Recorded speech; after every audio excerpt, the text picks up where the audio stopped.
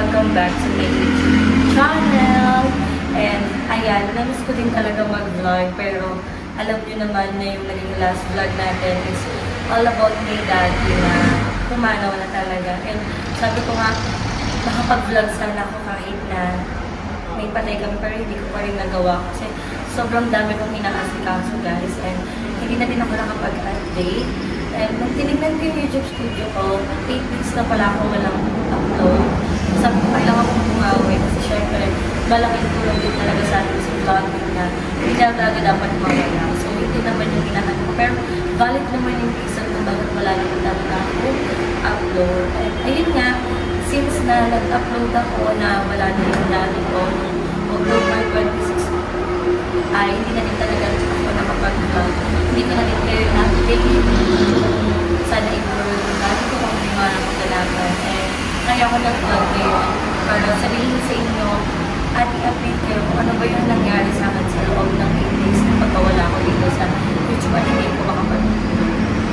And binuron namin yung daddy ko malapit din sa bahay na pinitiran ko. Kasi din lang sa 13th Street at nakatira ko sa 1st Street. And hindi talaga namin pwede i-purol si daddy sa kainin that time kasi may anak din po yung daddy ko na taga-kainin na hindi ko sila nag-ibon. Kaya nagsabi din sila na kung pwede na sa kainin na lang i-purol para kahit pa paano makapag-less pa ng gastos. Hindi ako pumayag kasi may paparating talagang bagyo that time and tatama talaga siya sa Metro Manila and knowing kainin sobrang bilis lang talagang bumahagin. And ayoko din naman na magaligal to the point na pag pinahakilipat na yung purol ng daddy ko, yung kabaw ng daddy ko. So, yun talaga yung iniwasan ko. Kaya sabi ko, kahit ako na lang magbayad ng 700 per day na yun, at least wala tayong problemahin. At kaya pa yung daddy ko, diba? And ayun, nasikaso din namin lahat. Kasi sabi nga nila, pag namatayan ka daw, wala ka nang gagasasin. Pero hindi talaga totoo yun. Dahil kahit ako mismo na gumastos para sa daddy ko, is ang dami din talagang gastusin. And ayun, habang nakaburan din yung daddy ko, napasok pa rin ako sa JK kahit sinabihan na nila ako na pag ako pumasok, so ako, hindi ako pumayag kasi syempre, hindi ko naman pwedeng pabayaan din yung trabaho ko. Hindi ko din naman pwedeng pabayaan yung school. So, sabi naman nila na sa akin yung decision. And nahati ko talaga yung katawan ko. So, kung nakikita nyo kung gano'n mga haggard, kung gano'n ko kalaki yung eyebags ko, that's why hindi ako nakakatulog ng 8 hours. Dahil nahati ko talaga yung katawan ko to the point na after ko mag-duty, magbabantay ako ng buhay. Kasi kahit nasabihin mo, yun na lang din naman yung galisan na lima na mga kasama ko yung dati. And hindi ko na siya makikita. Hindi na tutuloy ako ngayon, makikita ako ng haba ko. Hindi na, wala nang gano'n. So ngayon, nandito ko ngayon sa JK and today din kasi talaga nalibig yung dati ko. 9 AM siya namisahan and 2 PM namin siya nalibig. And medyo nasan ako kasi magkaiba talaga sila ng mami ko. So hindi na rin kami nakapaglakad kasi kami, family lang talaga. Yung anak niya, pati kami mga ako yung nakipaglibig. Nandun talaga kami. And big thing ko din kay Daddy Paul dahil yung sa kami ko niya sa makausap-usap ko niya na sagutin yung tricycle namin papuntang cemetery. And yun, nasad lang ako kasi sobrang bilis. Sobrang bilis ng karo na imbis na yun na lang naman yung sandali para ma-enjoy makasama namin yung daddy ko. Wala. Hindi mo mararamdaman yung enjoyment dahil nga lumatayin ka.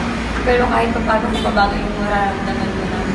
Hala, matagal pa yung cemetery. Pero kanina kasi sobrang bilis na din namin nakarating ng cemetery. Siguro mga 5 minutes lang talaga. Pero ganun talaga. Ayun, naakit na namin yung daddy ko sa huling hantungan.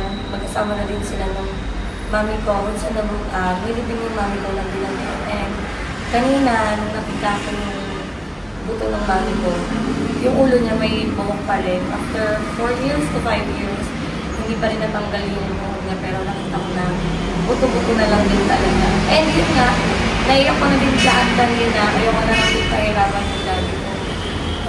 Ayun, nasabi ko na lahat-lahat sa daddy ko. That's why, hindi ko na rin vlog. May mga picture ako, may mga video ako, may mga clips ako kanina nung nasa cemetery kami. Pero hindi ko na siya isasama dito. Siguro for privacy na lang din yun. At least, na-share ko naman sa inyo kung ano yung nangyari. And ayun, to the point na simula nung namatay yung daddy ko, maraming pumasok sa isip ko kasi syempre, sobrang hirap maging lakit lolo talaga. Nung unang nawala yung mami ko, hindi ko talaga kaya. And ngayon, kasama na sila ng daddy ko. Sobrang hirap kasi aminin naman ako din. Iba yung love ng grandmother and grandfather na lolo at lola talaga natin. And kami, doon ko na-spoiled ako sa mami ko, sa daddy ko, sobrang higit talaga sa akin dahil na babae ako. And ang dami nangyari sa 8 days, ang dami naging family problem na hindi na dapat i-share dito. Dami naging problema, pero nakita ko yung daddy ko na payapan na talaga siya. Araw-araw ko nakayakap sa kabaong niya, araw-araw ko siya pinagmamasdan.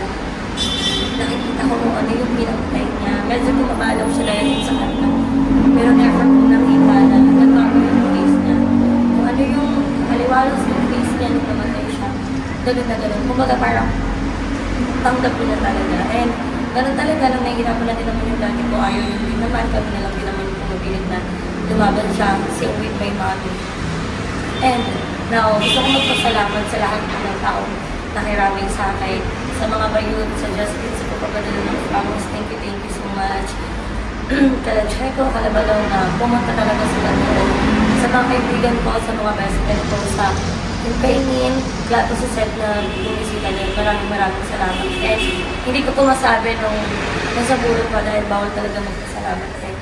Salamat din sa buong family ko na happy ako kasi nakompleto yung mga anak ng daddy ko. Happy ako kasi yun talaga yung inaano ko na sana makauwi yung dalawang anak ko sa Bacolod. And happy ako kasi nagawan din ng paraan ng mga pinsan ko, mga tito ko. Kaya nakauwi sila na kahit man lang sa huling hantungan, magkakasama silang magkakapatid. Dahil nga, syempre malalaki na din yung makalaki ng buhay na din yung mga sa iba't ibang lugar na nakatira. And hindi ko alam kung paano ako magpapasalamat sa lahat ng taong tumulong at nakiramay sa mga...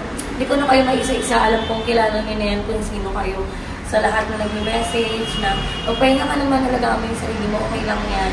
Ganun talaga kasama ka sa buhay. And back to reality na talaga tayo na magtatrabaho na ulit. Malaki mga changes na uuwi ako sa bahay namin na wala na akong daddy na makikita. And masakit until now, parang hindi pa rin siya nagsisip in sa akin na parang pinabilis niya yung araw na hindi ko ina-expect na hala November 4 na pala, libing na pala. Kasi parang nung naiburo siya, parang alam mo yun, ang bilis talaga, ang bilis lahat ng pangyayari. And syempre, alam niyo naman na yung patay 5 days lang talaga siya dapat binulungan. And naranta talaga ako nung November 1 nung nakita ko siya na medyo may mga insekto na siya sa loob. That's why parang siguro expired yung formalin kaya tumawag ako sa coronary na nag-iin siya. Hindi ako natatakot talaga guys pagka mag-anak yung namatay. Hindi talaga ako natatakot. Sadyang hindi ako sumisilip pag ibang tao yung namatay kasi napapaligid ko. Pero dito, ang tapang ko, point na wala na, inawakan ko yung kamay ng daddy ko. Hindi ko na siya mabuka kasi sobrang tigas na. And inipitan ko din siya ng pera, pati ng rosaryo. And piniktal namin kanina yung rosaryo bago sa iyan sa huli niyang hantungan. And kinuha ko yung pera na pinip ko talaga sa wallet. Dati may ganun din yung mami ko, pero nawala din talaga yung mami ko. Anyway, natin lang yung update sa inyo. And gusto ko lang din magpasalamat sa lahat-lahat talaga ng tumulong sa akin.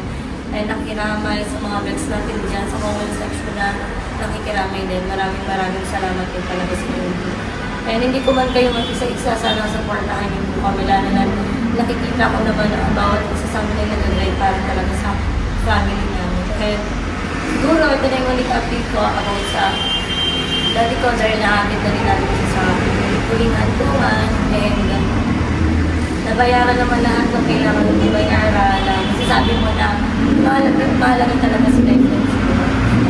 Ito na, babalik na ako sa trabaho, babalik ako sa vlogging work ko, and syempre gusto ko lang din magpasalamat kay Daddy Paul sa lahat sa buong family din ni Daddy Paul na nandyan to the point na todo support sa akin, lalo na sa anak ko na sila Daddy Paul ang nag-aalaga na pag nasa work ako na sa kanila talaga. And salamat sa pagtulong sa mga papeles para makasikaso pag makalasipay ng gasos na babayaran ng data ko. Yun lang mga Bex, hanggang dito na lang yung vlog na to. Pasensya na kung hindi ko nila ipapakita sa inyo yung mga video, pero makikita niyo naman sa thumbnail yung picture namin as family. And ayun, isa lang masasabi ko, ingatan niyo yung mga taong mahal sa buhay, pahalagahan sila habang nabubuhay. Kasi may mga tao talaga na makikita nila yung halaga ng isang tao pag wala. Kaya, sabi mga lolo't lola pa dyan, alagaan yung lolo't lola nyo, mahalin nyo sa mga magulang nyo. Ganun din. Mga lolo't lola dyan, alagaan nyo dahil swerte nyo dahil iba ang pagmamahal ng lolo't lola. Lahat naman, mga family, kaibigan natin, pahalagahan natin sila habang buhay sila. Pakita natin yung pagmamahal natin sa kanila, yung appreciation natin sa kanila. Kasi namatay na sila, hindi na nila yung maririnig ko makikita. Thank you, Mami and Daddy, sa lahat sa pagpapalang sa amin ng maayos, sa pag-aalaga sa amin ng mga bata. And masasabi ko, isa ako sa mga ako na naging extraordinary, kayo ang naging lulot ko. And yun lang mga Betsy, end ko na itong vlog na to, and sana supportahan niyo pa ako sa magiging next vlog ko. And yun na lang, supportahan niyo po kami lahat. See you in my next video guys. Bye!